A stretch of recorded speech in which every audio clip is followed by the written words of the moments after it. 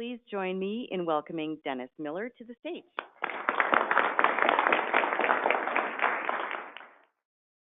It was a very cold Friday evening in January of 1971 when a young boy begged his parents to take him to a private psychiatric hospital because of the growing sense of depression, despair, and hopelessness that he felt.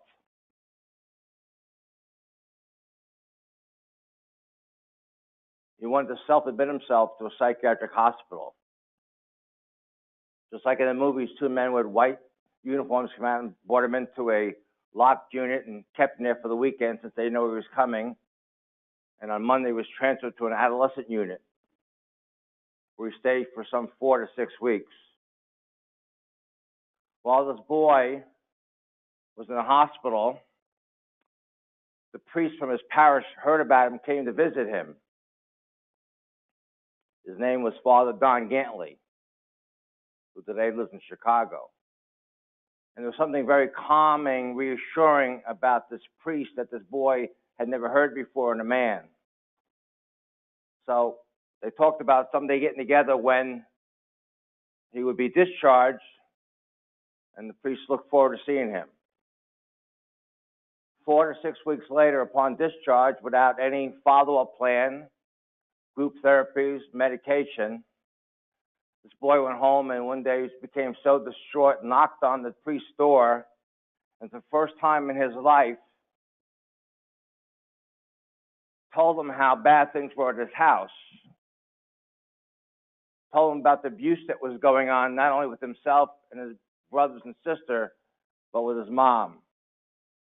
That it was insurmountable for him. That it felt like 1,000 pounds of mental stress on him, didn't know what to do.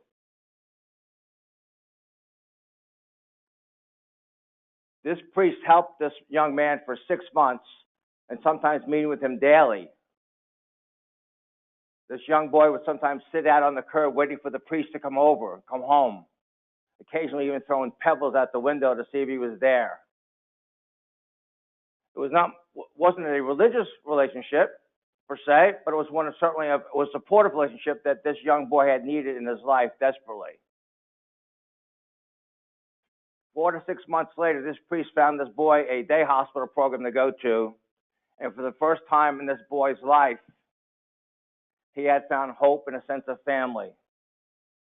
For 5 days a week, he went for therapy, group therapy, art therapy, and at his first time felt sort of sense of healing process was beginning.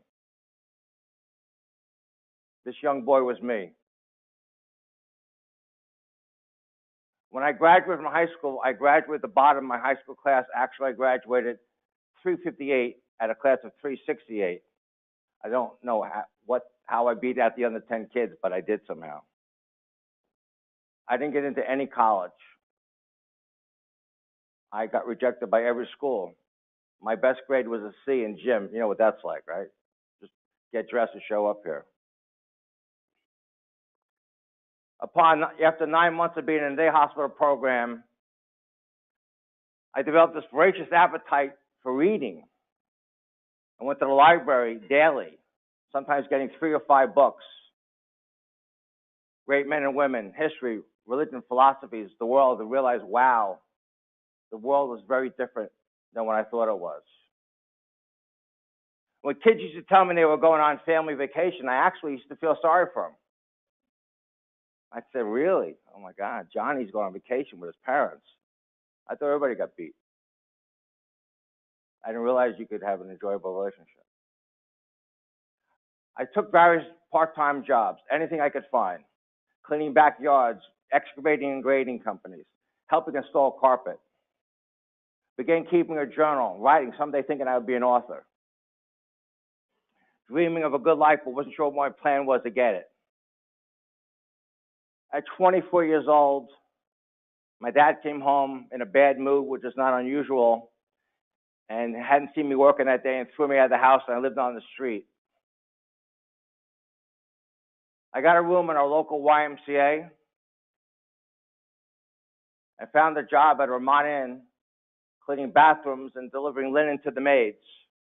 I worked at that job for 1 year, but it was also my 5th high school reunion. I was embarrassed to go to it because other kids had already graduated from college, and I didn't want to say, "Hey, Dennis, was that you I saw cleaning the bathrooms at the Vermont Inn?" You can understand my awkwardness. During that time, though, I realized that, Dennis, if I'm going to get anywhere in life, if I'm going to get anywhere, you've got to get an education. And I was like, okay, how am I going to get an education? They all gave me the Dear John letter. So I decided to write to schools. I had just realized, boy, I wish I could go to college. I wish I could be like everybody else. So I wrote them a letter and told them my story. And I got into every college in New Jersey I applied to. And I graduated tops of my class in Rutgers and Phi Beta Kappa National Honor Society. I then was determined, with every bit of success led to self-confidence.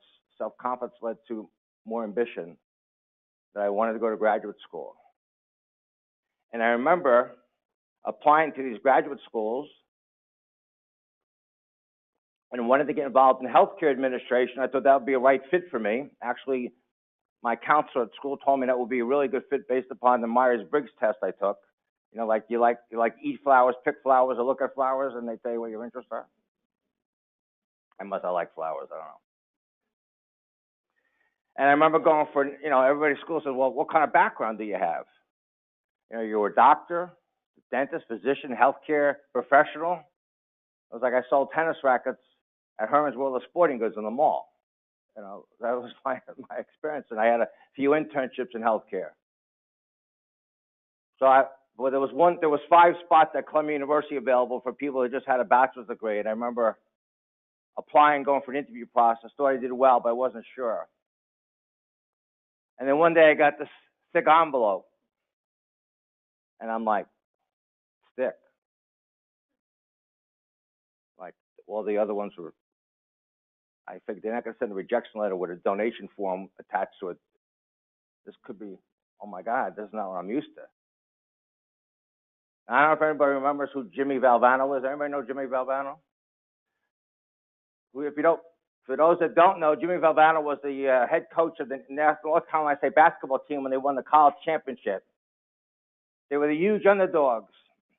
He was so excited. He ran on the field at the last second to tip the game in. They won. They beat the favorite Houston. He was running around looking for someone to hug. And there was no one around. All the kids were hugging each other. I opened up this letter and it said, Dear Dennis, congratulations. My adrenaline was off the charts. I can't believe I'm going to an Ivy League college. I ran outside looking for the postman to hug. I couldn't find anybody to hug. I went to Columbia. And while I went to school, I realized that I needed a lot of professional help to deal with the trauma I had in my life. That if I really wanted to have a meaningful life or a meaningful relationship, I needed to be able to emotionally be an open person, open man, not keep a secret. Today, I've been married for 37 years to a wonderful woman. Her name was Gladys, but we call her a G, or G-Lo, or Dr. G, or don't mess with the G. The reason my wife's name is, we call it a G, was that my 2 sons, my oldest son was a successful songwriter, lead guitarist in a punk rock band for many years ago. I should say his band was Census Phil. Anybody know about Census Phil at all? They toured the world, Jimmy Kimmel, Conan O'Brien, all those shows. And he was at this big party one day, and he said, Mom, I come home, and my wife was from the Bronx. His mom, I met Jennifer Lopez's mother and sister, and they're from the Bronx, and you're from the Bronx. And she goes, what's that got to do with me? I said, well, they got J-Lo, we got G-Lo. She says, don't call me that. Now she's on speed dial. G. I learned a couple of things, though, in that process, enabled me to get to a leadership position so I can talk today about leadership and mental health in the workplace. Believe it or not, it was my first birthday party. It was packed house, by the way, packed house. Boy, do I look religious, huh? This was the priest that came to visit me, Don Gantling, lives in Chicago today. Believe it or not, my high school yearbook picture, my eighth grade picture, we all had Beatle jackets. The Beatles came out in '64. Somebody in my football picture, my family, my career, healthcare administrator. 37 years old, I ran a major medical center. 7 years after graduating from Columbia. Today, the love of my life is my grandson, California, my kids, fellowship. So what did I learn in parents? My journey, as Cheryl said, from hopelessness and failure to happiness and success. What did I learn? One was that to follow your passion, listen to your heart.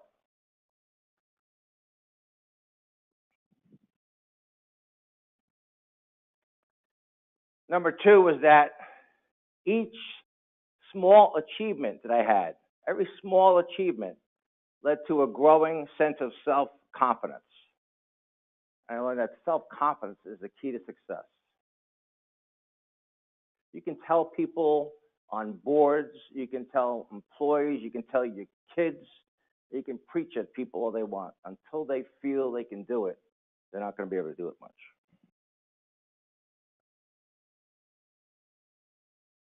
That regardless of your past or current life circumstances, regardless of it, you can change your life. However, wanting to change your life and actually changing your life are two different things, and became determined to do it and finding a way to do it.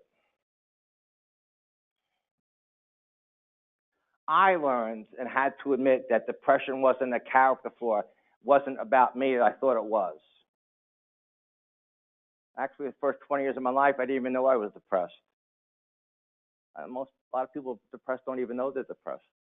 I remember going on a date and someone said, "Man, smile." I felt like saying, "Smile you." How did I know I was so sad? I didn't know it. Wasn't pretending at that point in time it was. But it was treatable.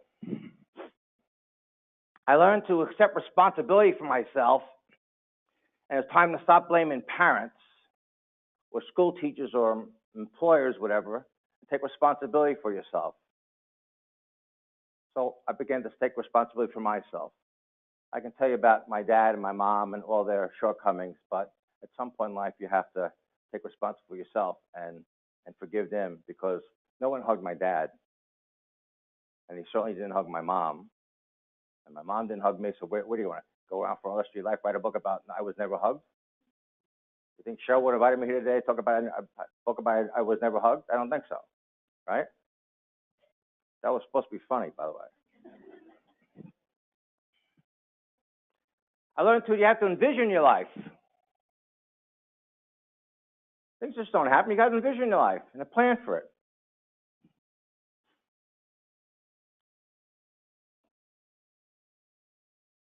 I learned that I had to learn to love myself before I could love somebody else.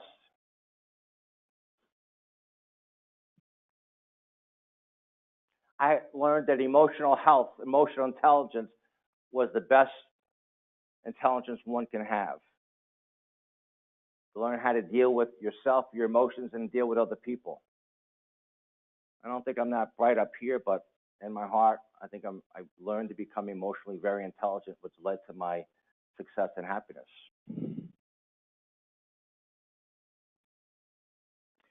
I learned that you have to have faith and belief in yourself. That if you don't believe in yourself, who else will? I also learned that every day you got to go around thanking someone, appreciate someone for what they do, and for recognizing their greatness in spite of their shortcomings, so you can recognize your own greatness in spite of your own shortcomings. So my life journey, I don't come as a clinician or as a researcher. And yes, I've been the president of 2 major medical centers and $250 million of a budget. But even I, when I started my career, never thought that's where I thought I was going to run some community health center.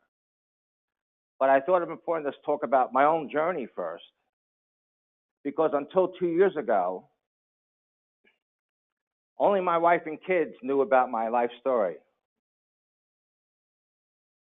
I wrote my book, my fourth, believe it, called Mopping Floors the CEO. It was the first time I admitted to anybody the deep secret about the abuse I had to go through as a kid. And people have known me for 35 years professionally were like, Dennis, no way. I'm going way. And so that's what I bring here today. So I want to talk a little bit about business leaders and celebrities. What do we have in common? What do you have in common? What do they have in common with all of us? What are the perceptions that you have and others have of mental health in the workplace? What's the historical relationship between illness and stigma? Might surprise you. What are some of the hurdles for mental health care in the C-suite? What's it like to be a chief executive or a leader today? And how challenging is it to admit to someone to the board that they may have a mental illness, depression? And what are the type of partnerships that mental health providers and business communities can have that the Alliance is having with you and you in the community here? So a couple things here. What does Oprah Winfrey and Michael Phelps have in common? Please, just one at a time. How about Charles Sandberg and R.K. Rowling, author of Harry Potter? Not a bad selling book, huh? I gave a little competition for a year, but I accepted the loss gracefully. How about this guy, Steve Jobs and Ellen DeGeneres? What do they have in common? Huh? Yeah. Every one of them. We think of them about, wow, huh? I'd like to be him or her. Not on their bad day, you know. We go out, we think it's great. People saw me, big job, big money, big house, kids. You never think she had a bad day, huh? She's truly a self-made woman. I can go on and on. Thomas Edison, Queen Victoria. It's amazing. Google, famous people, leadership. They all have clinical depression, anxiety disorders, and bipolar disorders. They're people too. They're people too, just like you and me, just like I was. No difference whether you work for a wonderful corporation that's here today and members of the Alliance, or you're a taxi cab or Uber driver getting me and Ian up here from the airport last night. We're vulnerable people in the human condition. Now, this may not be as obvious, but I want you to take a look at this. I don't know why it's so funny. I'm hoping that some of the women will recognize it right away. So what does that gentleman and me, what do you think he has in common with me?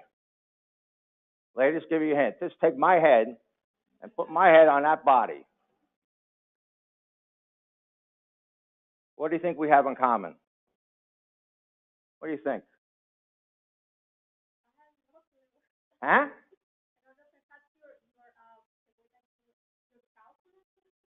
Maybe. There's only one. Anybody else want to take a shot? What do you think this young man has? He's a light heavyweight professional wrestling champion. What does he have in common with Tierney? You know, right? Cheryl, you know, right? Ian, you know, right? It's my son. Just a joke, actually. He's my son. I tell people he's got my genes. They just can't fit into his. That is Douglas James. So look at that kid, huh? He's my bill collector, by the way. If you don't pay me my bill on time, I send Douglas on. But I've just figured that's the fun of it. Not a bad kid, huh? You know, hey, like father, like son, right? I told him, if you work really hard, Doug, you can look like me. I don't know why that's so funny. He goes, sure, Dad, I'm going to give it a shot.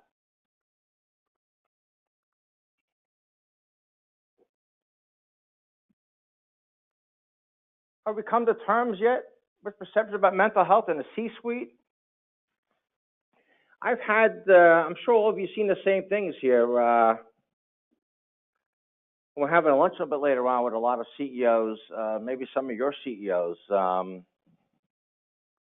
Perceptions of mental health in the C-suite, in our workplace. What's the perceptions in your workplace right now? What's going on in your workplace? Could you share? Anybody want to share anything? One's depressed and one's anxious. They don't want to let each other know right now. I'm only kidding. What are some of the common perceptions in the workplace today? What are some of the common perceptions? We keep it a secret still? We have to protect ourselves still? Is that a fair thing? Don't go around wearing t-shirts, I'm depressed and proud. I'm on meds, I'm okay. It's not a good campaign, right? Right? You want to remember that? I'm okay, you're okay. I'm on meds, you're okay. Emotional well-being is still a very touchy subject, is it not? Very touchy subject. We don't like to talk about it, and I don't blame you. You know, there's been some studies about job authority and depression. I'm not sure they're true, though, seriously. It talks about how women in authority are more likely to be depressed than women who are not in authority. And it said that men who are in authority are less likely to be depressed than men who don't have authority. And I don't agree with that. I just think men don't report it enough. I just don't men because it's manliness. Like Douglas James, right?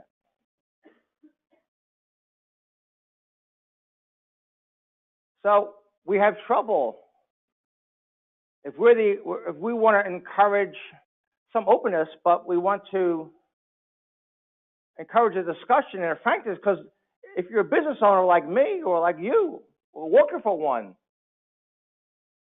it's not about a social club about we just want all employees to be healthy and happy. We do, as a human being, you'd want one, but it's great business. You heard Cheryl, all the statistics. We know that, right? Do we know that? You can hear people from me here. You know this stuff. I'm not going to be up here going over statistics about all the stuff about mental health and people don't report. But think about this for a second. Could you imagine if you had 100 employees working for you, and their job was to stand on their feet every day and think creatively and give ideas and discuss ideas. And if half of them or 30% of them had a broken leg, how effective would your organization be if they had to stand on their feet with a broken leg? And how about if half the people with the broken leg didn't even go for help? And how about a percentage of those people that had the broken leg went to the doctor and complained about abdominal issues? Didn't even complain about the broken leg, and the doctor wasn't even smart enough to take an x-ray.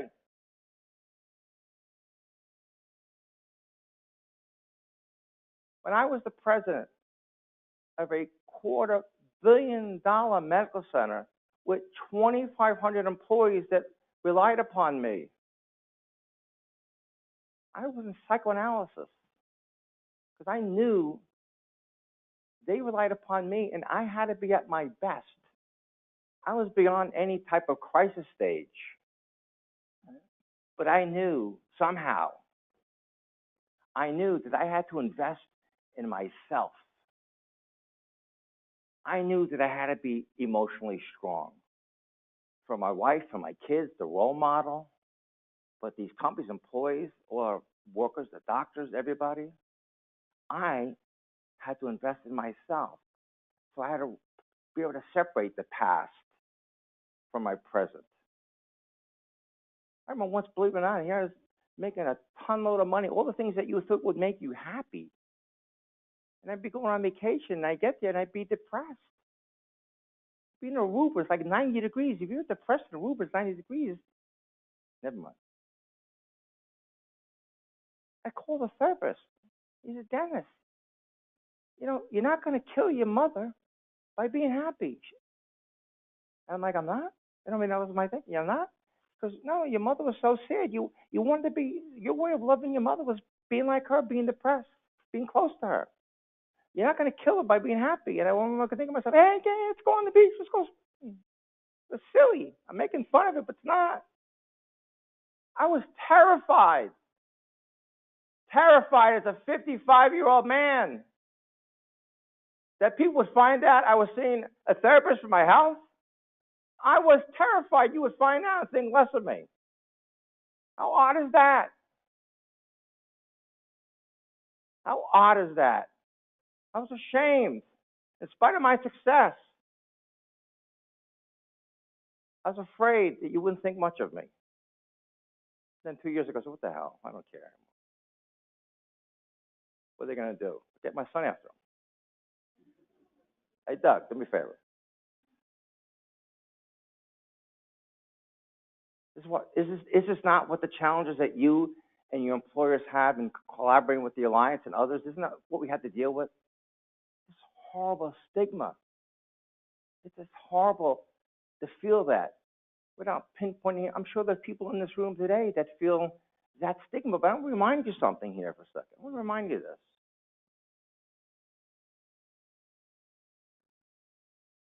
Not even 100 years ago, when a doctor the doctor wouldn't even tell you had cancer.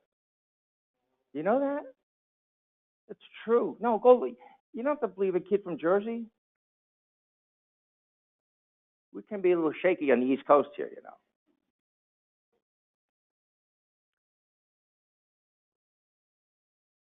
Doctors didn't tell patients they had cancer because they knew there was no hope. There was no cure. And people, when they found they had cancer, knew it was a death sentence.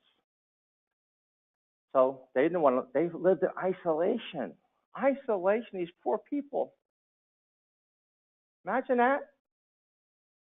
Can you imagine you both have them, I've had them, loved ones, friends, family members, breast cancer, all kinds of different cancers. Can you imagine them going through life alone? It's incomprehensible, is it not? All the organizations like Soon As You Come for the Cure, and everybody's been out there with cancer and American Cancer Society and on and on and on.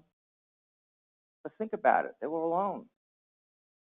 It wasn't until 100 years ago, American Cancer Society was started. Why? To create public awareness. That was create public awareness. It was volunteers. It was like the March of Dimes out there. Volunteers. Establishing the United States government, the National Cancer Institute. It wasn't 1970. We started seeing great survival rates.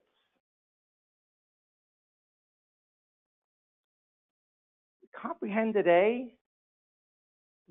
Do we think of the stigma anymore of you having cancer? On some small level, it might exist. There's still some people who blame somebody because they have lung cancer and they smoke. They blame them. Really? With all those commercials on TV about being a man and open up a Camel or Marlboro? Think about the stigma then, and how we think about it, how inappropriate it is, for lack of a better term.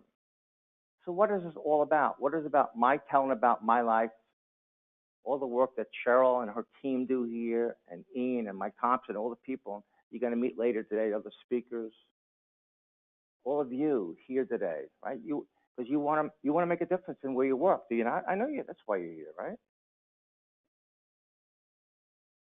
I mean, it's amazing to think about the stigma that people have, and I know what it's like personally.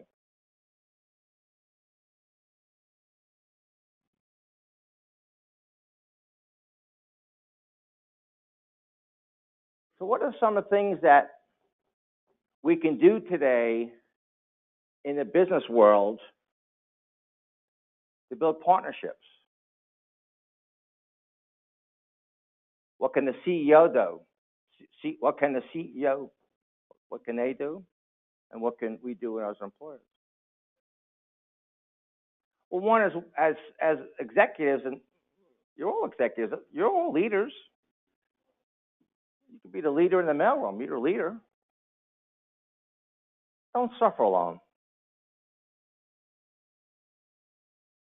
Find a neighbor, a friend, a family friend, someone from your faith-based organization, someone in the HR department. Who knows how this priest stopped by to visit me. He heard from a family friend that I was in this hospital. I wasn't even near my town. This guy came to visit me. It was like 40 some million years ago. I still talk to him. He's like 9 years old in Chicago. He still knows who I am and everything. It's amazing. One person made a difference in my life. For some reason, I opened up. So don't suffer alone. So we have to start with ourselves, do we not? I mean, we have to set examples for ourselves. I mean, it's easier said than done, managing stress. We got to learn to manage our stress. We got to only control what we can control. The hardest thing I find in the workplace, in my experience, and what I did as a leader, my hardest thing to manage stress wasn't the work.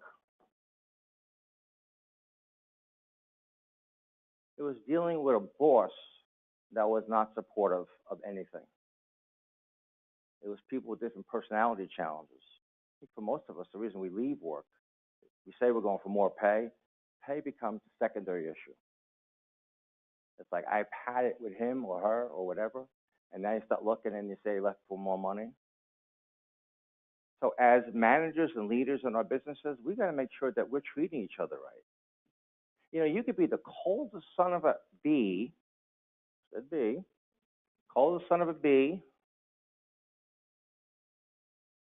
but you know, even if you are someone like that, it's good business to treat people well. And why is that? I'll give my example.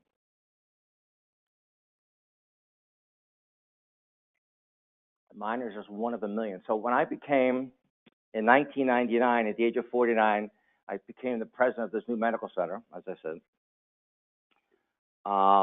And I got recruited, and they told me they were making money at this hospital, and they told me patient satisfaction scores were great. And I said, great, this will be easy. I had spent 7 years as a corporate officer. I ran a major medical center at 37, like I told you.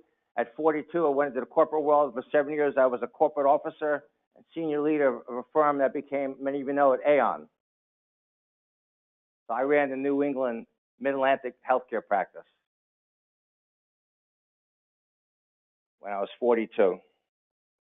And I stayed 7 years there through the merger because I used to be with Alexander and got the leadership job with the merger. So when I became Somerset, I got there and realized they were losing millions of dollars. Where is this making money thing?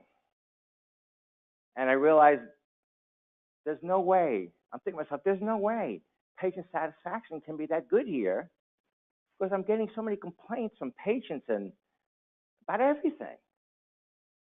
So I brought in this national research firm. I don't know if anybody been to the hospital. It's called Press Ganey. Anybody know about Press Ganey? You know, anybody know? You probably go to the hospital, get those surveys. Anybody go? No. You been to the hospital? Anybody? Anybody been born in a hospital? Let me just make sure anybody born in a hospital? You owe any money to the hospital? Michael, would you collect the payments, please, on the way back, on the way out there? Press Ganey, actually, with Dr. Press and Dr. Ganey from Notre Dame, developed this marketing tool. Anyway, I brought them in, do an analysis of our patient satisfaction to show our board. This is not my intuition, which is usually pretty good. We're in the bottom quartile in the country. Bottom quartile. In one case, we were the ninth. In terms of ninth percentile means that 91% of the other hospitals are having better patient satisfaction than you. Things were looking up. What did we do? I told our employees and our managers, just like this. So I had a little more hair on my head. I almost had a part. Not fully, but I almost had a part. I don't know why that's so funny for the people in the back room that don't have any hair either, but it's another story. And I said, we'll be in the top 25% in the next 2 years in patient satisfaction. We'll be in the top quartile. And everybody looked at me like, yeah, this Miller's sprouting his mouth off again. So we did get to the top 25%. We actually got the top 1% in the country. And how do we do it? Well, I had to make changes in the organization. And I just wrote an article the other day, you might have gotten it, about great leaders are great listeners. My wife told me a long time ago, I better start listening to her. Don't mess with the G. Remember that? Don't mess with the G. My wife is wonderful. Imagine putting up with me for 37 years. Oh, my God. She's got a straight path to heaven. Right up there. And I had to make changes, including letting some people go that just weren't not there. They were waiting for 30 years to retire. I didn't have the time. My secretary said to me, Dennis, I know who you are. I know you have a heart of gold. But they don't know you, and you're scaring the bejesus out of them because you're making changes here. No one's my first year being president became the 100th anniversary. It was a big deal back there. Back in that, we had Johnson & Johnson, Merck, all these companies were part of our family and board. And I said, what do I do? Marilyn, I can't let this place go under. She says, you got to talk to the employees. So I organized meetings with the president, called Dialogue with the President. They weren't breakfast with the president. I think we had money for breakfast.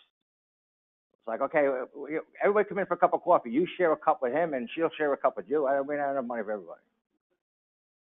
Things were not good.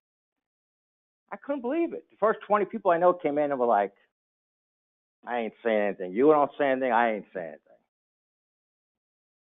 The first group kind of like, it wasn't as bad. It wasn't as painful as I thought, So they went, 9 West is all right. You're going down. I think it's pretty good. The big guys, whatever.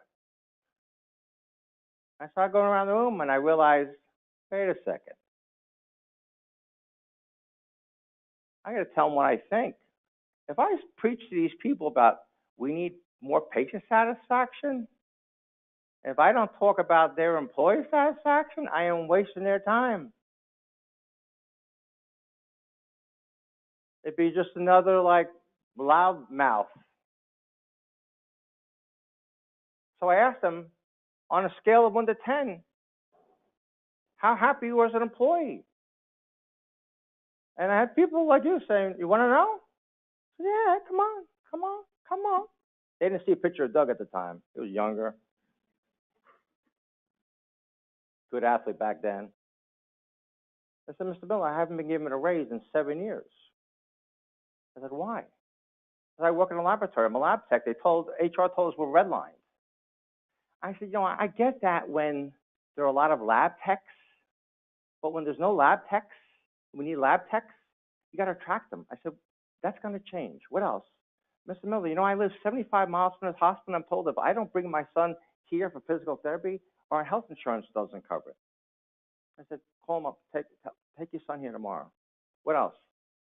On and on. Mr. Miller, you know what? I work here on weekends. I have another job. And I was told by my manager I had to take a day off from my other job to come in to meet for the manager's meeting. I said, who's your manager? Gone. Mr. Miller, I couldn't believe what I'm hearing. I couldn't believe it. No wonder why patient satisfaction was lousy. They're treated lousy. Now, I'm not making the equation. What I'm making the equation is that it's, in terms of our stress in our workplace, I turned the situation around to the positive, meaning that I remember telling them, I said, listen, I used to over-communicate to our employees. I walked around all the time. I had a professor in grad school say to me, you know, all you people going to go into hospitals and all this stuff, every once in a while, put all your business plans away, your budgets, your contracts, and once in a while, go out there and see what's going on. He goes, walk through the emergency room every once in a while. And so I would walk home every day through the ER. And then I'd walk on the floors. Just like when I spoke, when I walk on the floors, I'd be like, he's going up to 3 West, you know, in the beginning. 6 West, you're on attention, the big guy's on his way up the stairs, something like that. My only point was that change, I listened to him. I said, listen, every day we're on stage. Today, it's going to be the best day in someone's life. They come here. Their son, daughter, grandson, granddaughter going to be born. Best day of their life. Or the worst, horrible day. Grandma's passed away. Oh, God, help us with the calls I get. Tragic accident on the highway and someone's son and daughter was unfortunately killed. Horrible. But I said, you know, I don't care if you're just a nurse, but if you're delivering the food, if you're cleaning the bathroom, how we treat each other, how we respect each other. So we invested in our employees. We trained them, we educated them, we uplifted them, we did their surveys. And I paid my managers based upon how satisfied the employees were. So my point is this. We got to be top 1% in patient satisfaction because our employees were happy to be there. And also it's good for mental health. So in terms of managing our stress, we're responsible in our organizations for how well our employees are doing. And most of it has to do with how people relate to them.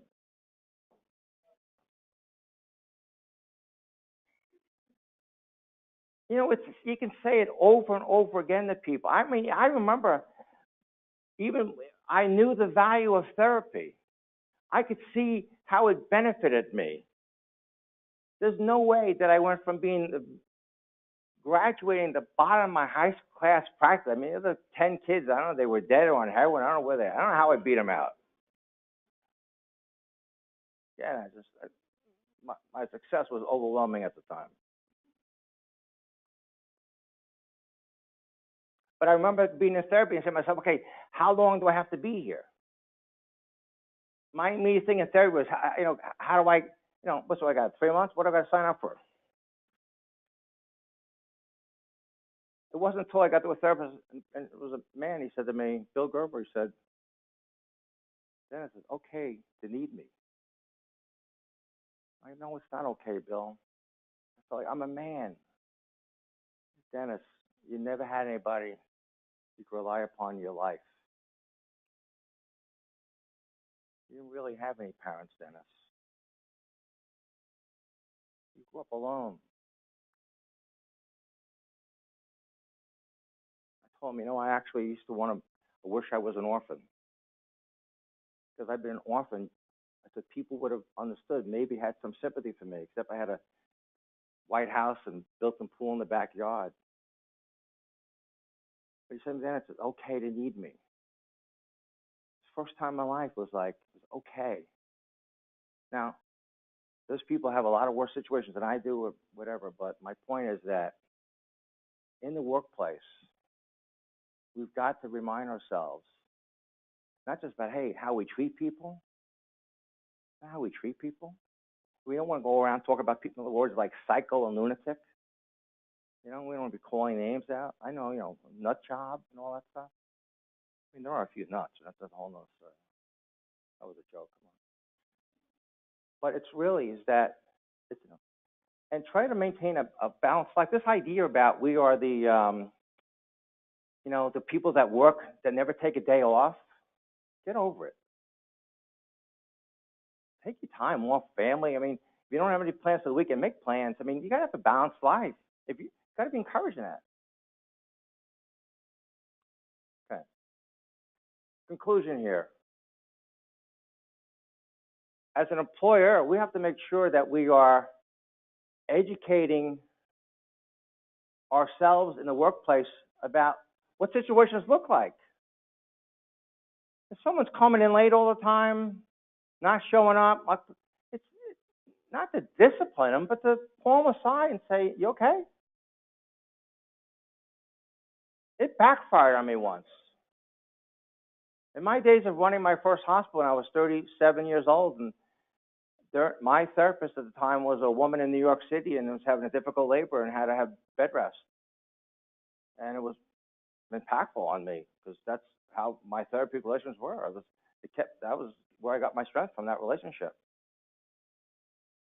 And I had one of the top nuns say to me, "You look distracted." And I should have said, "Yeah." I said, "Well, my therapist is away." I realized, boy, I said the wrong thing to the wrong person. Nah, it wasn't all the grace in the heart that I thought. Be careful of the language we use. You know, it's not hard to reward employees, little acts of kindness. Like I said, we don't need slogan campaigns in the workplace. I'm depressed and proud. I'm seeing a therapist. I'm coming out. We don't need this.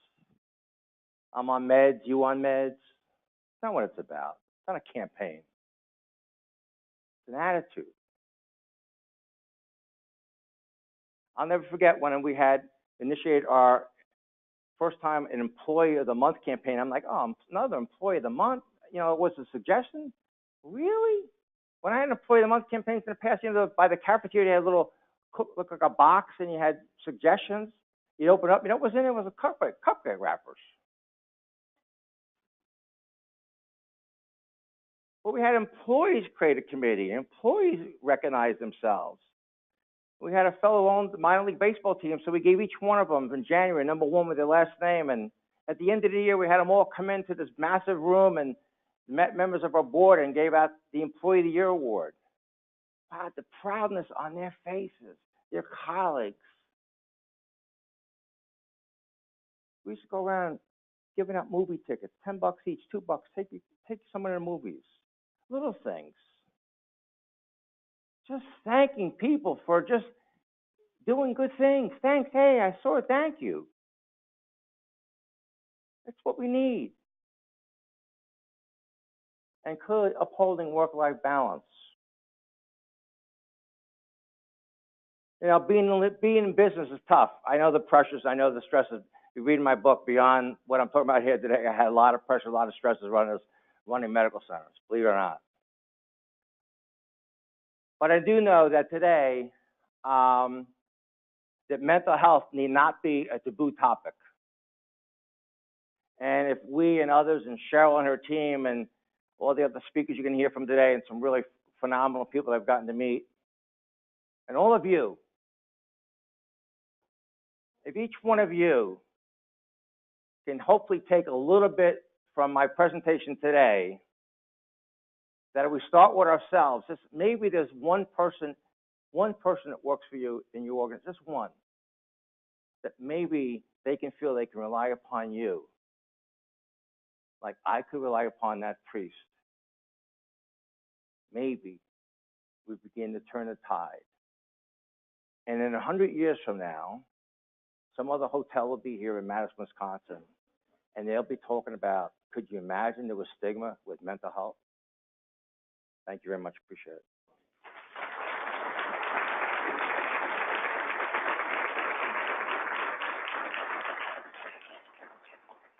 Dennis, thank you very much for sharing your personal story and insights. We have time for a couple questions. Yeah, sure. If there are any, either on the webinar or in Rockford or here in the room, remember to use the microphone. So you've talked at length about how you suffered from mental illness. It shouldn't be taboo.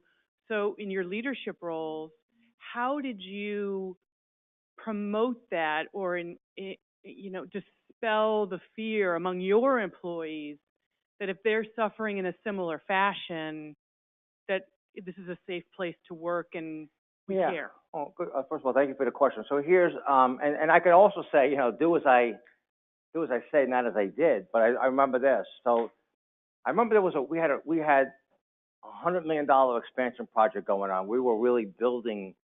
Our volume was up. I mean, people went from telling me not want to go and die at this hospital to like our scores and our image was just dramatically up and everything else. So I had someone from HR say to me, Dennis, forget the guy's name right now, he was like the #2 facility guy. Dennis said, I gotta, it's a problem with him. We're gonna be letting him go. And I'm like, why? Oh, he's causing problems. There's a problem in the department. People complaining about him.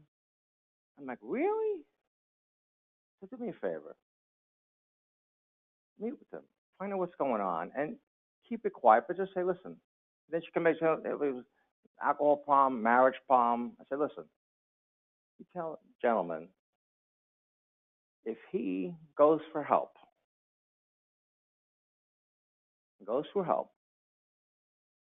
he will have his job here. We'll support him, protect him, but he's got to go for help.